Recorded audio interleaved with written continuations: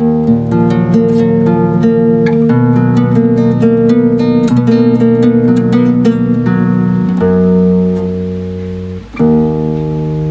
sebelum di Jawa Timur ada kerajaan Singasari dan Majapahit, di Malang sudah muncul kerajaan yang makmur dan memiliki sistem sosial politik yang maju dan dilaksanakan dengan adil dan bijaksana. Kerajaan itu berdiri pada abad ke-8, pernah berantakan disapu angin hingga akhirnya pindah ke timur Gunung Kawi. Itulah kerajaan Kanjuruhan yang menjadi cikal bakal Malang, Jawa Timur, dan diabadikan menjadi nama Stadion Kanjuruhan.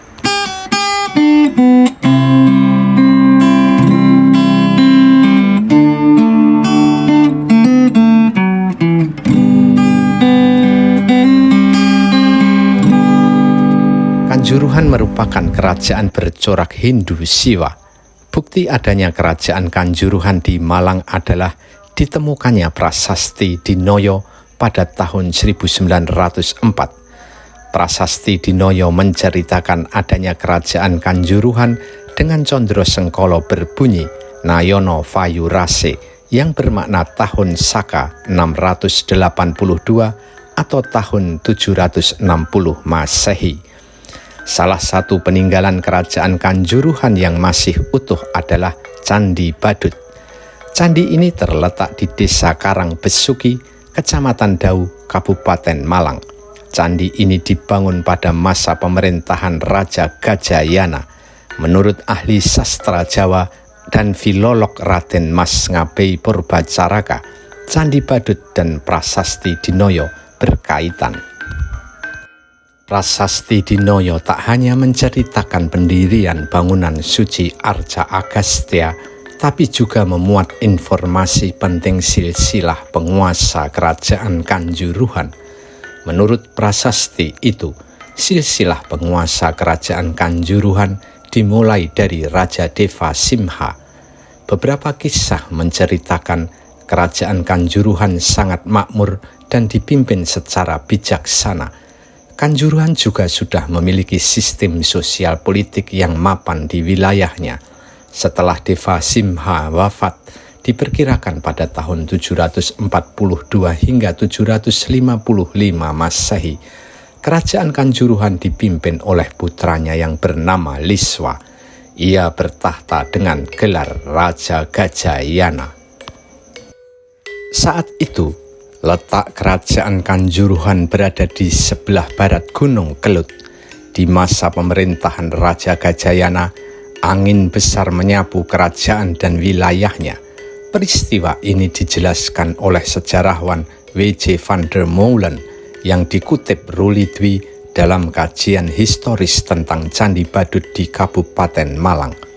Oleh Raja Gajayana, kerajaan Kanjuruhan kemudian dipindah ke timur Gunung Kawi.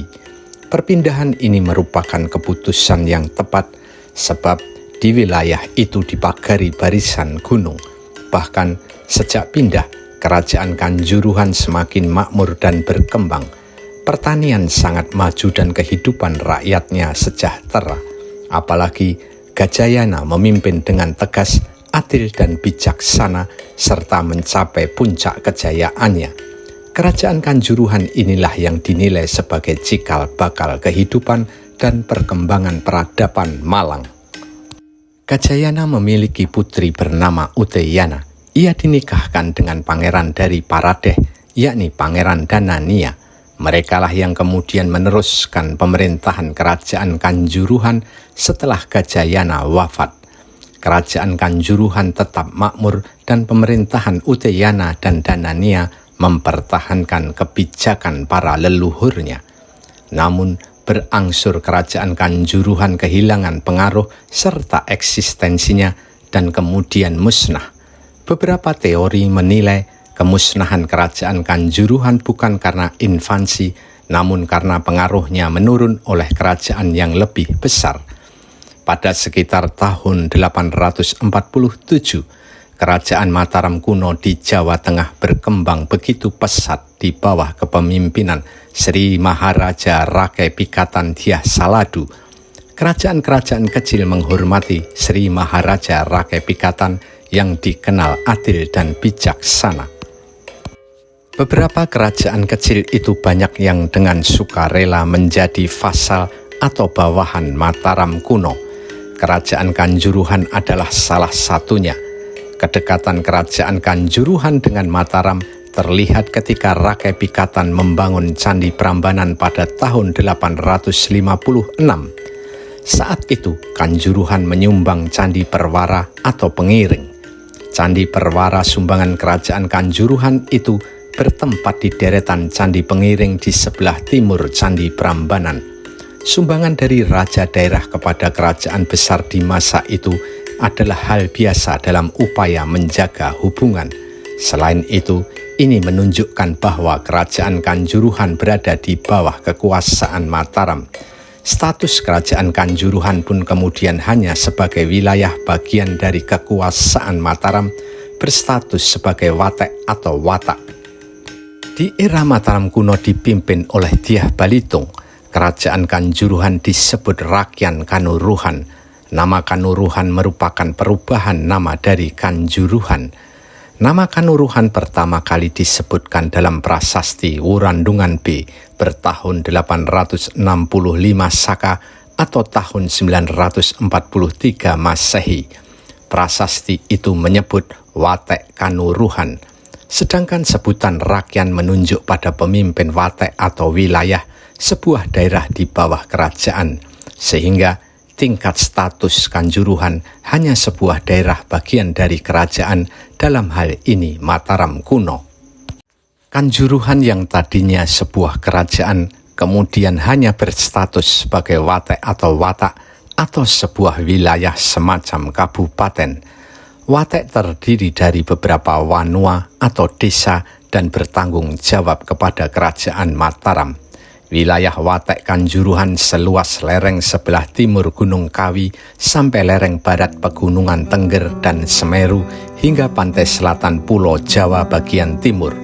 Apalagi kemudian Mataram kuno pindah ke Jawa Timur di masa Empu Sendok pada abad ke-10.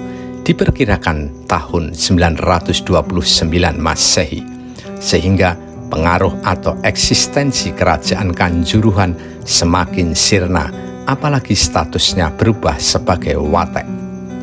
Setelah itu, kerajaan-kerajaan besar lain bermunculan dari Kahuripan, Singasari hingga Majapahit.